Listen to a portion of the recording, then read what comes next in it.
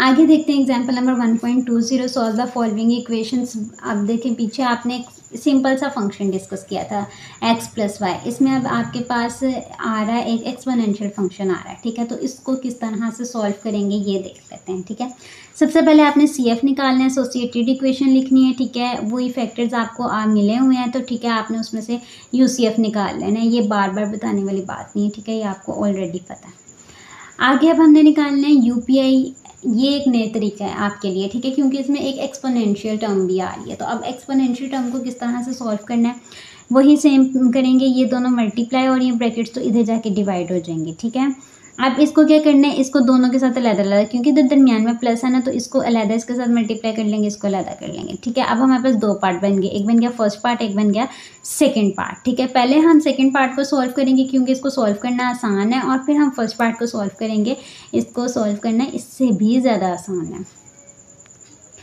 Second part को solve करने लगे हैं। सेकंड पार्ट ये था हमारे पास, ठीक है। अब इसमें से हमने क्या, इसमें से हमने माइनस कॉमन ले लिया और इसमें से हमने -2 कॉमन ले लिया, ठीक है। इसमें से जब माइनस कॉमन लिया तो ये इस तरह से बन जाएगी, इसमें से जब -2 कॉमन लेंगे तो ये इस तरह से बन जाएगा, ठीक है। अब ये माइनस माइनस +2 हो जाएगा, ठीक है। अब ये वाली टर्म जो है इसको ऊपर जाके x से मल्टीप्लाई करेंगे, पावर माइनस में आ जाएगी, ठीक है।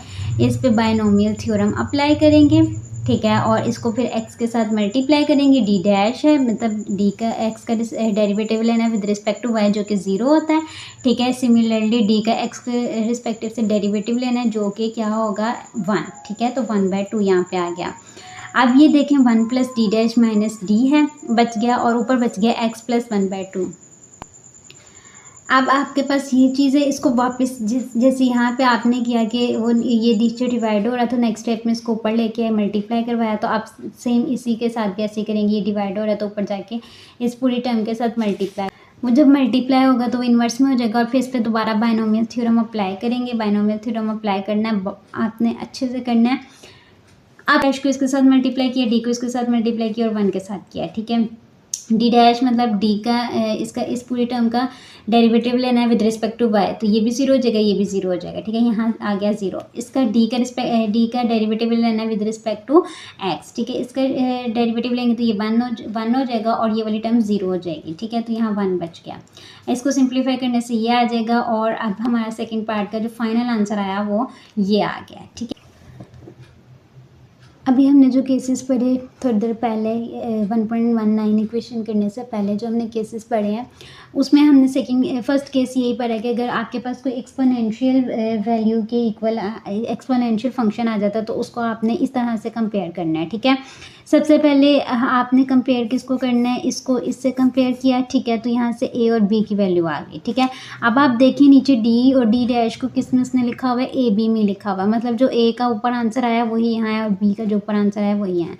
तो इस हिसाब से d किसकी इक्वल हो जाएगा 2, मतलब d किसकी इक्वल है a के, तो a किसकी इक्वल है 2 के। इसी तरह d डैश किसके इक्वल है b के, तो b की वैल्यू क्या -1, तो d डैश इक्वल्स टू -1 हो जाएगा, ठीक है। अब इन सारी वैल्यूज़ को अबव इक्वेशन में पुट करते हैं। अच्छा, ये आ गया था हमारे पास, ये था फंक्शन, ठीक है, ये बना था, और a की वैल्यू और d की वैल्यू 2 थी और b और d डैश की वैल्यू -1 थी, ठीक है। अब इस वैल्यूज़ को इसमें पुट करते हैं। d की जगह आ जाएगा 2 और d डैश की जगह आ जाएगा -1, ठीक है। तो ये इस तरह से आ गया नीचे, और e की power 2x - 1 as it is रहेगा। इसको सॉल्व करने से ये आ गया, ठीक है। अब ये ui का आंसर आ गया।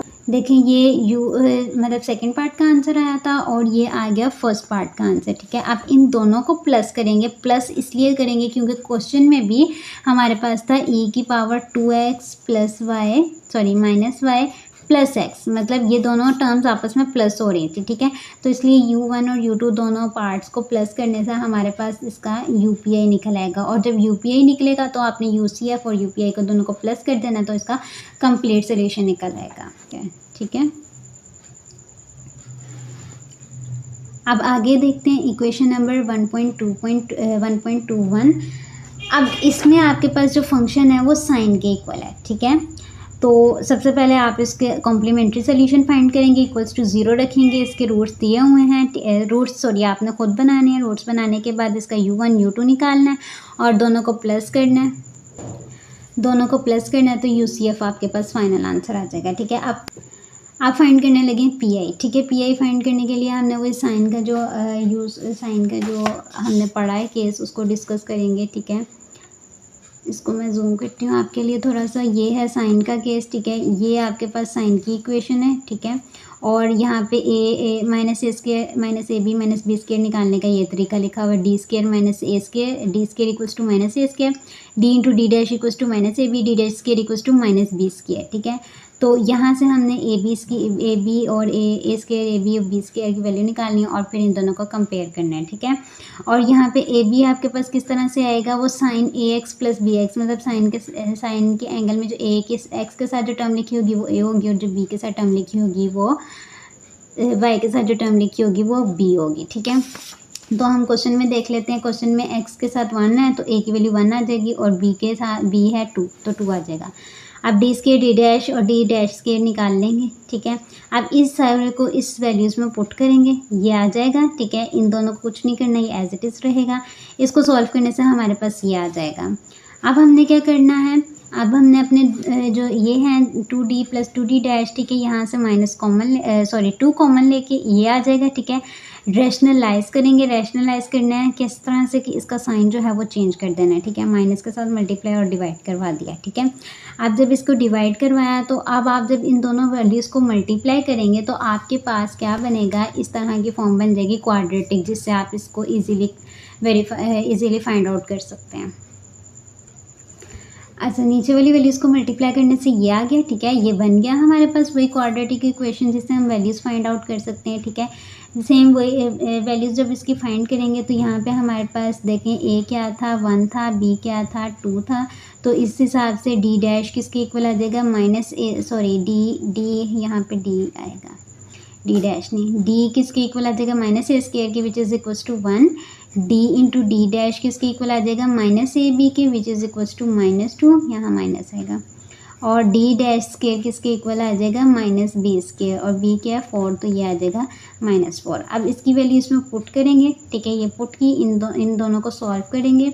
सॉल्व करने से ये हमारे पास ऊपर हम कुछ नहीं कर रहे, अभी सारा कुछ जो भी कर रहे हैं हम डिनोमिनेटर के साथ कर रहे हैं, ठीक है।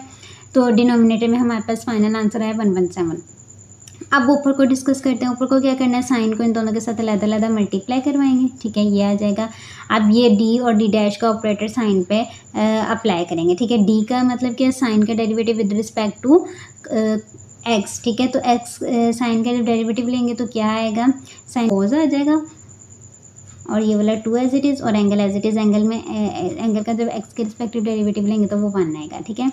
अब डी डैश का क्या मतलब है कि इसका साइन का डेरिवेटिव लेना विद रिस्पेक्ट टू वाई, तो वाई के रिस्पेक्टिव लेंगे तो साइन का डेरिवेटिव कॉस बन गया, एंगल का डेरिवेटिव 2, और वो जो 2 है 2 इससे मल्टीप्लाई होकर 4 हो जाएगा, ठीक है।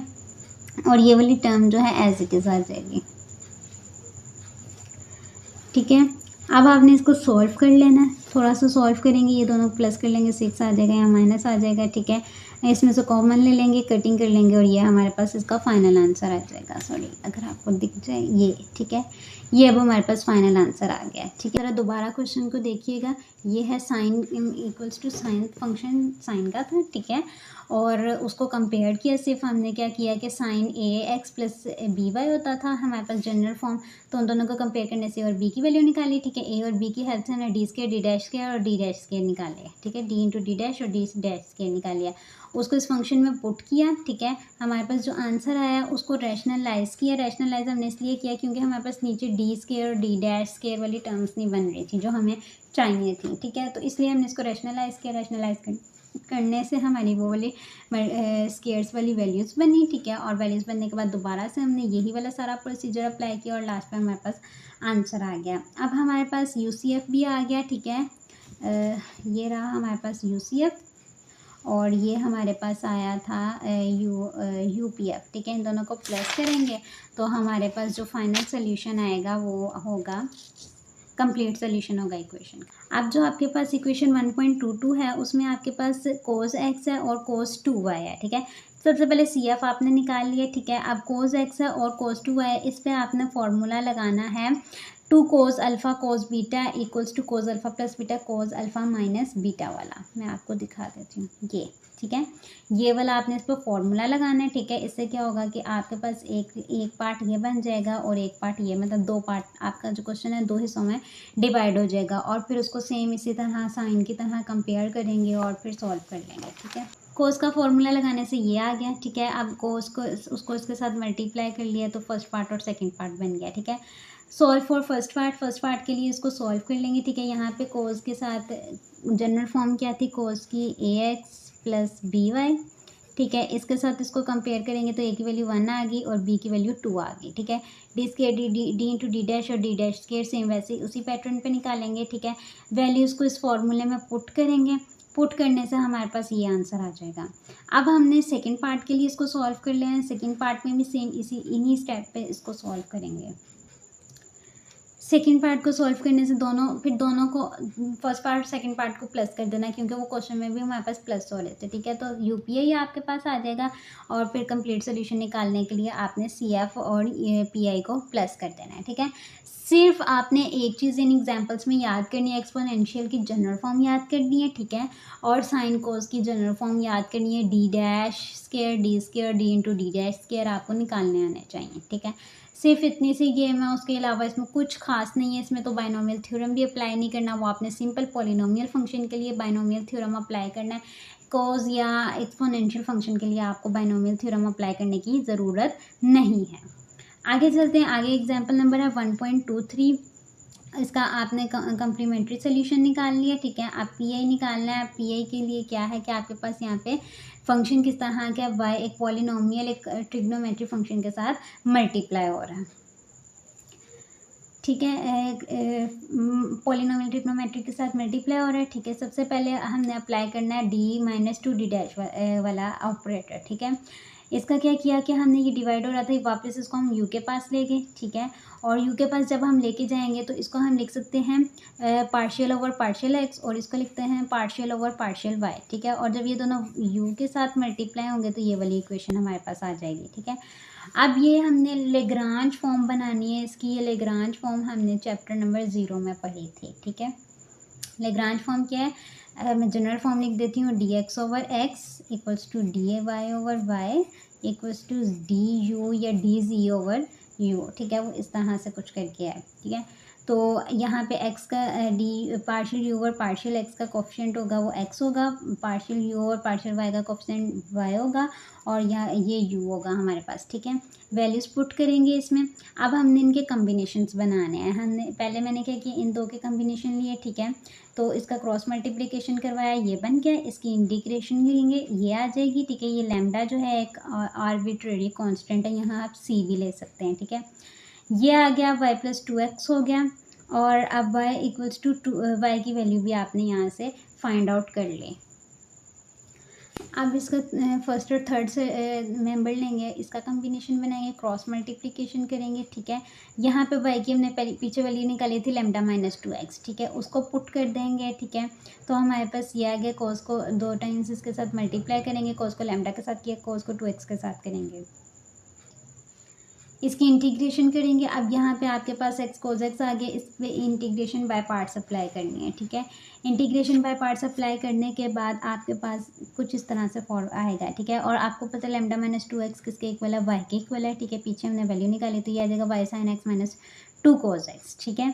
अब आपकी जो इक्वेशन नंबर ए थी, इक्वेशन नंबर ए क्या थी दोबारा देख लेते हैं। इक्वेशन नंबर ए आपके पास ये थी, इस पे आपने भी इतने हिस्से पे ऑपरेटर अप्लाई किए, ठीक है। तो इस ऑपरेटर का जो आंसर है वो अब हम इसमें पुट करने लगे हैं। वैल्यूज़ पुट करने से हमारे पास ये वाली इक्वेशन बन गई। अब इसको सॉल्व करेंगे, इसी तरह इसको भी सॉल्व करेंगे, ठीक है। इसका ये बना ली, इसकी जनरल फॉर्म बना ली, ठीक है। इसका फिर लेग्रांज ऑक्सिलरी इक्वेशंस बना लेंगे, ठीक है। वही जनरल फॉर्म जो मैंने पीछे लिखी थी, इसके फर्स्ट 2 कॉम्बिनेशन बनाएंगे तो लैम्डा हमारे पास ये आ जाएगा, ठीक है। सेकंड कॉम्बिनेशन में फर्स्ट और लास्ट वाली वैल्यू को लेंगे, उसका सॉल्यूशन आपके पास इस तरह से आ जाएगा। इसमें भी अब एक टर्म के ऊपर आपने यूवी फार्मूला मतलब इंटीग्रेशन बाय पार्ट्स करनी है, ठीक है। इंटीग्रेशन बाय पार्ट्स करने पे आपके पास ये वाली इक्वेशन आ जाएगी, ठीक है। और यहाँ पे आपने cos x कॉमन ले लिया तो अंडर बच गया लैम्डा प्लस 3x, और लैम्डा प्लस 3x पीछे हमने y के इक्वल निकाला था, ये आ गया आपके पास UPI, ठीक है। अब आपके पास UPI भी आ गया, UCF भी आ गया, और अब आपने कंप्लीट सोल्यूशन निकालना है तो उसके लिए इन दोनों को आपने प्लस कर देना है, ठीक है। उसके अलावा आपके पास इंपॉर्टेंट सब्स्टिट्यूशंस फ्रॉम एग्जांपल 1.21 1.24 में कुछ इंपॉर्टेंट सब्स्टिट्यूशंस हैं, सिर्फ आपने उनको याद करना है, इसको आपने सॉल्व नहीं करना है, ठीक है। जनरल फॉर्म ये लिखी हुई है इसकी, ठीक है, और आपने बस इसको डायरेक्ट याद कर लेना है। ये इसकी एक जनरल फॉर्म ये भी है, ठीक है। इसमें n को सेट करते जाना है, पहले n को 1 रखेंगे, 1 रखेंगे, 2 रखेंगे, 3 रखेंगे, 4 रखेंगे, ठीक है। इस तरह से टू सो ऑन जब तक ये 2 रखने से मेरे पास ये वाली इक्वेशन आ जाएगी, 3 रखने से ये आ जाएगी, ठीक है। और अब सिमिलरली जब y को रखेंगे तो y को 2 रखेंगे, y की वैल्यू y के साथ करेंगे, इसको इस तरह आ जाएगा, ठीक है। अब आपके पास ये कुछ कह लें फॉर्मूले आ गए हैं या इंपॉर्टेंट सब्स्टिट्यूशंस आ गई हैं जो अगली एग्जांपल में यूज़ होनी है, इसलिए अब आप इसको खुद याद करेंगे अच्छे से, ठीक है। अब एग्जांपल नंबर 1.25 देखेंगे। Solve the following P D X square D square plus 2xy D dash plus Y square D dash square plus into U equals to X square Y square, ठीक है। अब यहाँ पे आप देखो आपके पास क्या है, ये इसको आप किस तरह से लिख सकते हो, x square into partial square U over partial x square, ठीक है। इसकी वैल्यू भी आपने 1.24 एग्जाम्पल में फाइंड आउट की। अब ये आपके पास क्या आ जाएगा, X Y into partial square U over partial X और पार्शियल वाई, इसकी वैल्यू भी आपने 1.24 में फाइंड आउट की, ठीक है। और ये आपके पास Y square partial square U over partial over Y square, इसकी वैल्यू भी आपने फाइंड आउट की, ठीक है। एक बार दोबारा देख लेते हैं। देखें x square partial square you की वैल्यू ये आ जाएगी, ठीक है। वाई स्क्वायर की ये वाली आ जाएगी और एक्स वाई की ये वाली आ जाएगी, ठीक है। इन सारी वैल्यूज़ को आपने ज़ुबानी याद करना है क्योंकि अगली एग्जाम्पल में ये यूज़ हो रही हैं, ठीक है। यहाँ पे दोबारा से लिख दी, ठीक है, जो कि 1.24 में मेंशन है।